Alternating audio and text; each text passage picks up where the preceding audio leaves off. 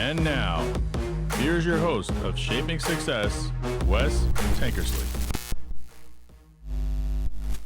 What is up, everyone? Welcome to Shaping Success. I'm your host, Wes Tankersley. I have got some information today, but before we get started, we're going to talk a little bit about what's going on, what is happening in my life, in the show, and all those things. This is going to go out. I'm going to put this on the podcast. It's going live right now. This is episode 200. Episode 200 of Shaping Success. Episode 200. I just said that again. I have a Patreon, if you guys don't know, and I want to, before I keep going with everything else, make sure that I thank the Patreon that I have, Nikki Pavlovich. She's a Patreon supporter for me, and I appreciate her being supporter number one. I've had a Patreon for a while, haven't pushed it out, but part of being a Patreon is getting a shout out on the show, and we will be doing that. It'll mostly come at the end. I got that idea from my friend Jay, who is in my corner, who's one of my closest people that I talk to every single day. I had a rough go this morning. I had a lot of stuff to work through. And I started thinking about and reflecting on the show and what it does for me and how it helps me and how it helps other people and how people will build from where they start. I've been listening to David Goggins' book, Never Finished. It's a really good book.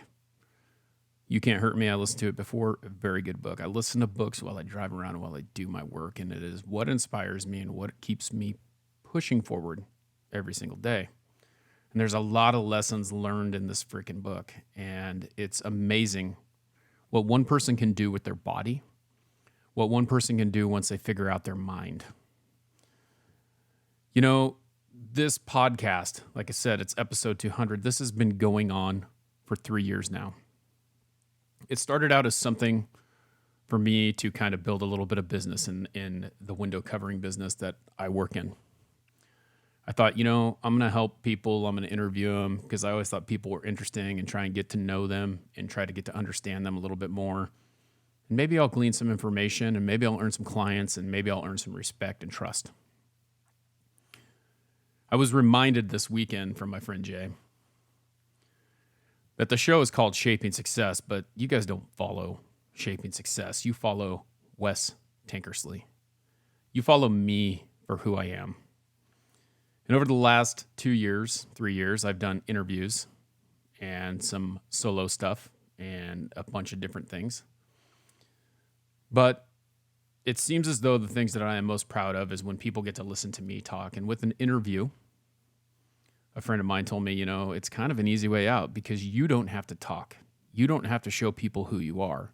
You can interject some information into the situation. You can talk about who you are a little bit and relate how your life relates to your guest. But people don't know who you are. And I think that that's one of the things that I've reflected on over the last month and a half is that I need to learn to show people who I am. And you may not know who I am, and this may be the first time tuning in. This may be the first time that you get to see who I am. The fact of the matter is that I have a lot to give. I do a lot of things. Some people don't understand. People don't see what I do on the backside. So if you follow me on TikTok, you don't know that I have an Instagram. You don't know that I have a Facebook. You don't know that I have a LinkedIn. You don't know that I have a YouTube. You don't know that I sell merch. You don't know that I have people supporting me every single day. You don't understand that thing because all you see is what's going on that platform that you follow. And social media is not an easy thing to do. Podcasting was something that I wanted to get into, and if you knew me in high school, you would be very surprised. If you knew me at a younger age, you'd be very surprised that I would sit here and spill my heart and talk about who I am here. My wife called me, I can't remember what she called it. She always told me that I had a cocky jock walk when she first met me. Well, she obviously was attracted to that because we've been married for 22 years, almost 23 now. I was a little bit within myself, and everyone needs to be a little bit cocky. The funny thing that I started thinking about, and as I'm reading through and as I'm seeing these things, there was like 4 things yesterday that David Goggins said in his book that just totally hit me. The first one was, I'm not crazy. I'm just not you.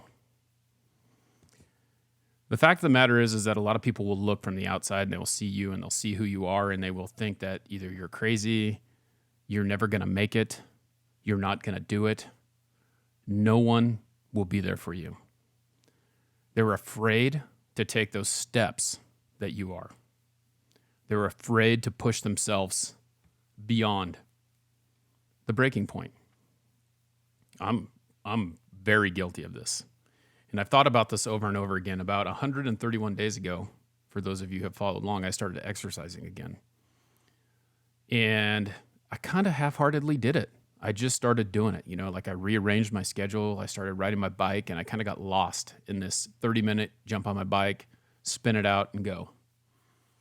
And I started thinking about it. I'm not pushing myself. So a week and a half ago, I decided, you know what? I'm going to get on this elliptical because I got this elliptical sitting right next to my bike.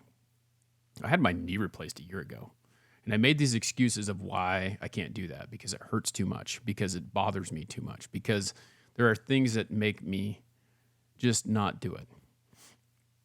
And it's funny because you see me do the videos. I wake up in the morning, I'll throw a video on TikTok, I'll throw a video on YouTube, I'll throw a video everywhere that I am. If you follow me, you'll know, you'll see them, they'll show up.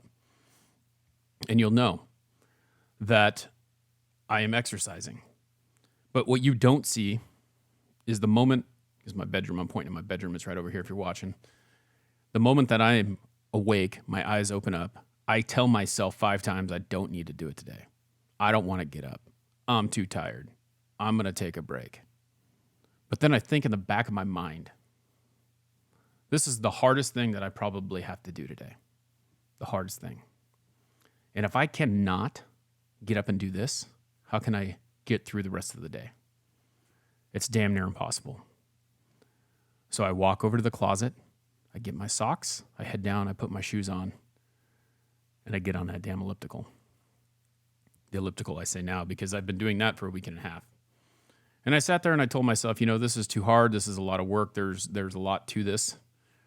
And I'm sore. My knees hurt. I'm old. I'm overweight. That's my fault. But I had 2 choices. I can either change the situation or I can continue living the way I was. And I chose to change the situation. Now, you may think I'm crazy, but, just like I said, I'm just not you. You're not me. Anyone who's watching this, you are your own individual person, and you can do whatever you want. And if someone tells you they're crazy, I think you should just look at them and say that. I'm not crazy. I'm just not you. You are you. Be you. The second thing that, I kind of wanted to work through a little bit, because I've been told this multiple times. And I've even thought it myself sometimes, but then I started to look at it in a light that I don't like. You're an overthinker. You think too much. You worry about things too many times, or you don't get through it. I'm not an overthinker. As a matter of fact, I'm a problem solver. And you have to think about that. You may overthink things, but the problem that you have is when you overthink is, do you get to that destination? So when there's someone who's overthinking something, are they just sitting there saying, I'm not going to do it, I'm not going to do it, I'm not going to do it, I'm not going to do it, and you don't take that action? If you have taken action, if you have started moving forward and taken that action, then you're not thinking about it, you're doing it. And action starts with 1 step. People don't understand that. People don't get that. You talk about action. You think about going on a run. I'm not going to run. Those of you who know me know that I hate running. And I don't want to say lucky for me. My knees are screwed up so bad that there's no way that I could ever run. I could, but it would be detrimental to, got 1 knee already. I don't need another one, and I don't need to replace the one that's good. Is it just an excuse? I don't know, but I wouldn't really choose to run, and I'm okay with being on the elliptical and riding my bike. Stationary bike, not so much, because it's not as fun, but I do it because I have to. The thing is that you are not an overthinker. You're a problem solver. So what are you doing to solve the problem? And that's the thing. Don't get stuck, because the overthinking becomes stuck. That's what happens. You become stuck in the situation when you overthink things. Now, you're not overthinking, but this is what happens with me. I start talking about things in my head, and then I start running the scenarios through. I kind of think of it like Doctor Strange. If you've seen Doctor Strange in Infinity War, okay? You remember how, I don't even know if it's Infinity War, and some Marvel people are going to be pissed because that's the one I'm talking about, but I'm just sitting here thinking about Doctor Strange going through all the scenarios of how they can unsnap the fingers, how they can get things going, and there was only one outcome, right? So you're in constant search for that outcome. What is that outcome going to be? And it's kind of like forming the hypothesis before you actually take the action. So that's what you're doing, right? You're going through each process every single time, and you're whipping through it. Okay. If I go to the right, what happens? Oh, there's a candle over there. I get burned. If I go to the left, what happens? Oh, there's a dog over there. I'm going to get bitten. If I go straight forward, what's going to happen? I make it, right? Those are the scenarios. It's as simple as that. That's what you're thinking about. You're not overthinking it. You're just trying to find the best way to get it done in a timely manner. And my life is that way. I'm a problem solver. I figure out a way, and I do this with my work. I have a process that is very quick, very convenient. And other people who are salesmen in my company have a hard time having a process with something and getting through their day. If I have 4 appointments and I'm not done by the end of the day, there's something that happened that stopped me from doing that, something that got in the way. I walk into the house the same way. I ask the customer what they're looking for. I try not to confuse them. Are you looking for this? Are you looking for that? I'm solving the problem. I'm educating them. And then I figure out what they want. And we've narrowed it down to one product. So I go back out to my truck, I get that product, I show it to them. Now we have selections again. We have choices, right? Picking out a color. Well, what color goes good? Then we start to figure that out. We narrow it down. We got a color. I measure the windows. I go outside. I sell the product. I make the quote, take their money, order the product, file it away. Now I'm ready for the next one. Create processes for what you're doing. You're not an overthinker. You're a problem solver. 99% of hard work goes unseen. That's a tough one, isn't it? That is a tough one, because you sit there and you look at yourself and you're like, I'm working my ass off. And I was reminded of this today. There's people who don't see the work that's going on the inside. Okay? There's people who don't understand that. They don't see what you're doing behind the scenes. They only see what you're doing. Social media is super fickle. You see me right now on this screen talking. You don't see what I had to do to get this to go. You don't see that I had to turn on the light. I had to turn on the roadcaster. I had to make sure all the levels were ready to go. I had to make sure that my settings were set, that my live settings were set, that this is going where it needs to go. And then there's things that you can't see, right? Like, I can't tell if the sound is great right now. It sounds good in my ears, but does it sound good to you? And those are things that happen, and then you have to reform. The fact of the matter is people only see the end result. They don't see the work that you did to get to that end result. They see you finish the mile. They didn't see the 4 laps that you did to get there, right? And so that is hard. That is something that drives me crazy. And I need to let it go. I need to give up on that. There are a lot of things that go unseen. And you have to be understanding of that, but know where that's going. Know what the end result is. And think about that. Don't think about what other people see, and something I'm going to tell you right now, and I've said this millions of times before, because these things are things that I tell myself, and I'm preaching to people about what they should do, but I'm working through it too. And it's hard to do. It's not easy, but guess what? It's going to separate you from the next person. Being willing to work on yourself, being willing to build, being willing to be better every single day. So putting in that hard work, putting in the time is 100% necessary. Whether someone sees it happen or not, know that you're on top of it. This next one I really like too. This is something that goes hand in hand with this whole situation. Okay? If 99% of hard work goes unseen, what's the next thing? No one will do the work for you. You got to get off your ass and do the work yourself. No one is going to put in the work. It's not my friends and family and other people's jobs to hold my hand and help me do the work. There's this thing called intrinsic motivation, and there's this thing called extrinsic motivation. When someone is telling you to do something and forcing you to do something, that is extrinsic motivation. Think about that, okay? My dog doesn't want to go for a damn walk, but I am pulling him with the leash. Extrinsic. My dog greets me at the door and wants to go for a walk and is walking alongside me and having a good time. Intrinsic. So you have to want to be better. It has to come from within. If it doesn't come from within, it doesn't mean as much. It's an easy thing to think about. Are you motivated by your own desires? Are you motivated by someone else's desires? And the best type of motivation for me is when I force myself to do it, when it comes from me.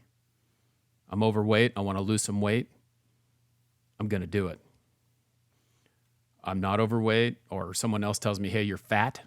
That's extrinsic. You're going to go lose weight for someone else. Not because you want to, but because someone else told you should. What do you think is going to last longer? You being willing to do it, or someone else telling you to do it? What's going to last longer? It is much better for that intrinsic motivation that comes from in you. You got to do it for yourself, 100%. This is the last thing that I'm going to say right here, because this is something that I think about on a daily basis. This is the hardest one for me. There's this thing called integrity, right? It's like doing the right thing when no one's looking. Okay? That's what integrity really is. And I've been through this a couple times. I told this story once or twice. But when I first started working out and I first started riding my bike, I got on my bike. I was probably 3 weeks in. I told everyone on social media, I told everyone that I was going to ride my bike for 30 minutes every single day. That's what I was going to do. That is my goal, okay? So I've done this for 2-3 weeks. I go outside. I get on my bike. Set the timer.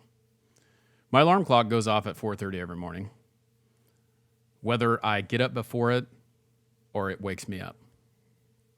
Well, this was one of those mornings where I woke up before my alarm went off.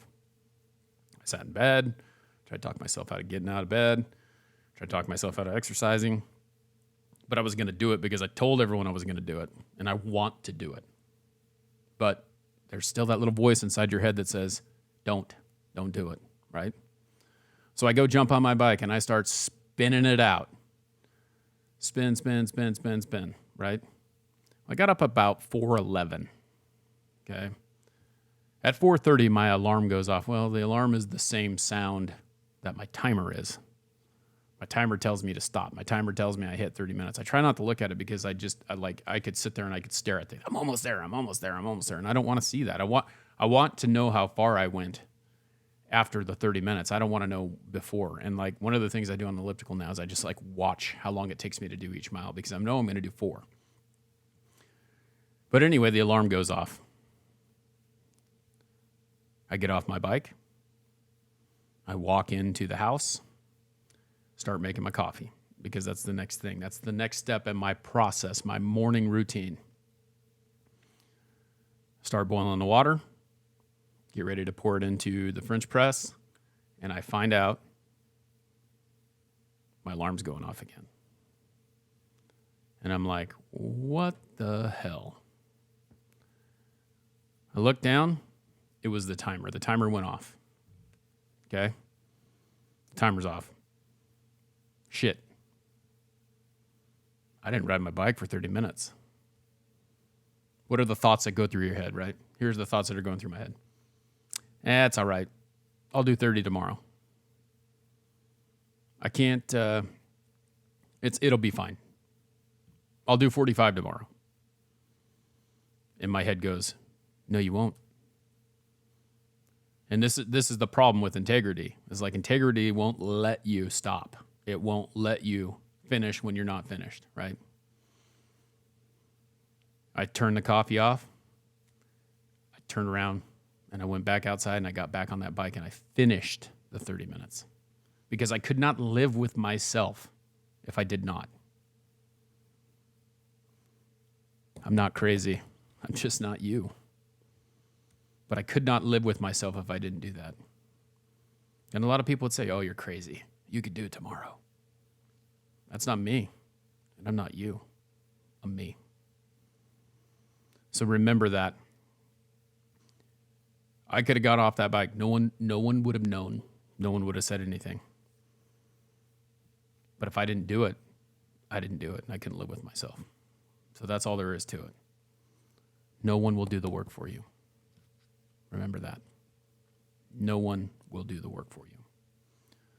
This last one hits home for me. Okay? Don't sacrifice who you are to meet others' needs. Don't do it.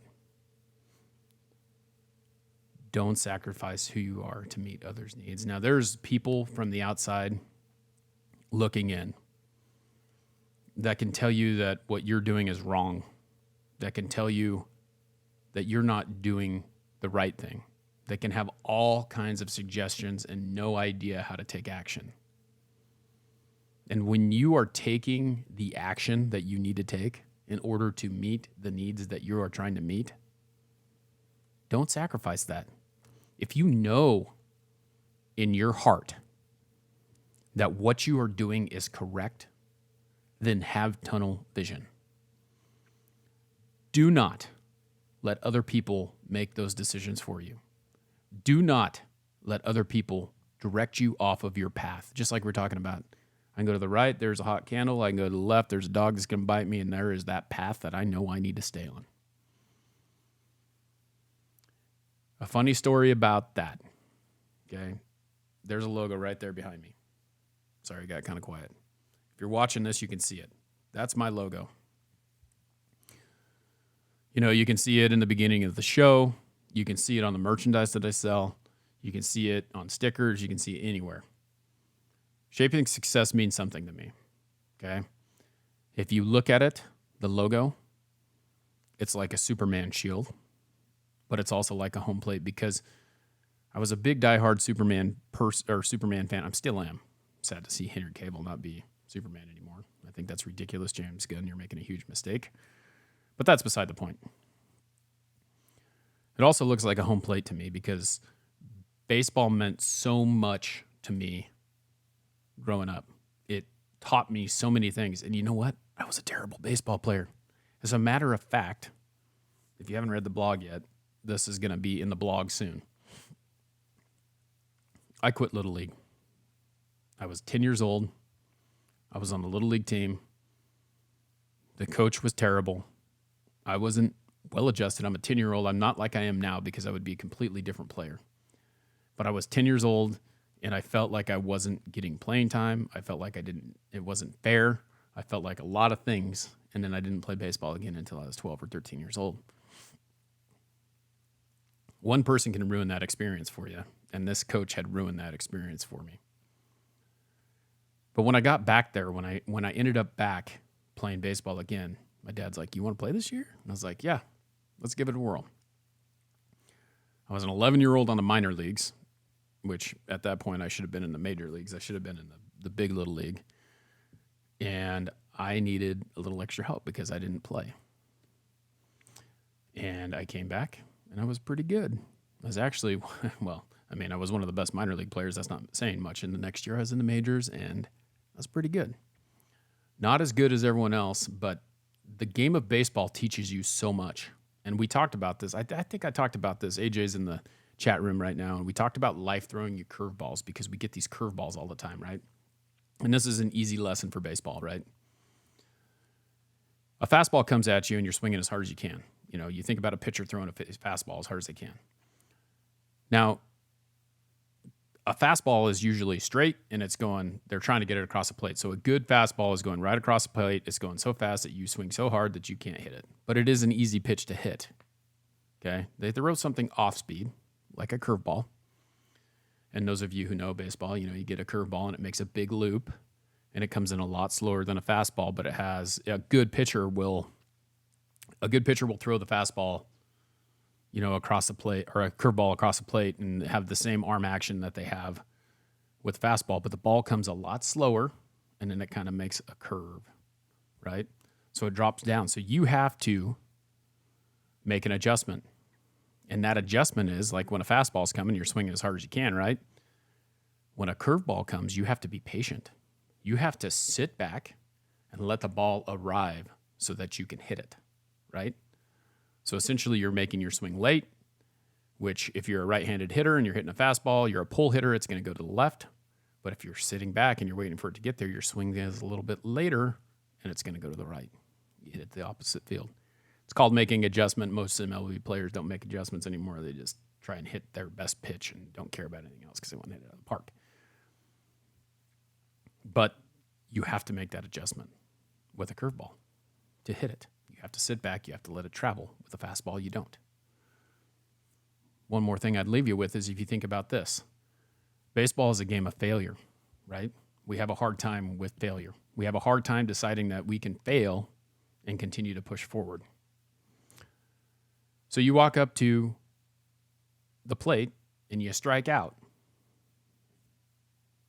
Failure. You have to get back into the game, right? You have to go back up to bat and you have to make an adjustment based on your previous at bat. Or you can sit there and you can stew on the fact that you struck out and strike out again. And we all know what a really good batting average is in baseball. We might not, but 300 is a really good batting average. 300. Let's put that into perspective. 3 out of 10 pitches you hit. 3 out of 10 pitches you hit. 3 out of 10 pitches. That sounds like a failing grade to me, but that is a good batting average. Lessons learned. People have told me that I should change that logo, and that's where I was going with that. That doesn't look, they don't understand. That logo's not cool, that's not this, that's not that, blah, blah, blah. In the middle of that logo, you can see my signature intertwined in that. People have said, that's not your signature. Well, as a matter of fact, that is my signature. I decide what my signature is, right? It may not look like what you think it looks like, but that's it. That's it. That's my signature. So I don't care. I'm not going to stop being who I am because you told me that that's not what it looked like. Don't sacrifice who you are to meet others' needs. You know, I want to thank you guys for hanging out with me, and I want to thank you along this journey. Like I told you in the beginning of this is episode 200, and I look forward to 200 more. I look forward to many, many more. And that is the thing. I am not quitting. I'm not stopping. I'm not going anywhere. And these are my core things that I'm talking about right now. These are the things that are going to keep me going every single day. And think about how you can use those in your life, and think about how you can build yourself by using these core principles. Think about that on a daily basis, because you are more than what other people know. Judgment is stupid. People make decisions based on their past experiences, not yours. So remember that. Again, thank you for hanging out. This is Shaping Success, and you're going to see a lot more of me talking this way because you need to know who I am. Because I can't sit here and tell you things when you don't know why. So remember that. Again, go join the Patreon, hit me up for merch, follow me everywhere there is. I can't make this any bigger without your help. Wanted to thank my Patreon supporter, Nikki Pavlovich. She's in the chat room right now. Appreciate you supporting me on Patreon. You get a shout out if you're a Patreon. Join it up. There's 3 different tiers. Go hang out. Go check it out. If you want to be a business supporter, if you want to support the show, if you want to be a sponsor, let me know. Easiest way to do it is with Patreon. Until next time, I challenge you to find the shape of your success.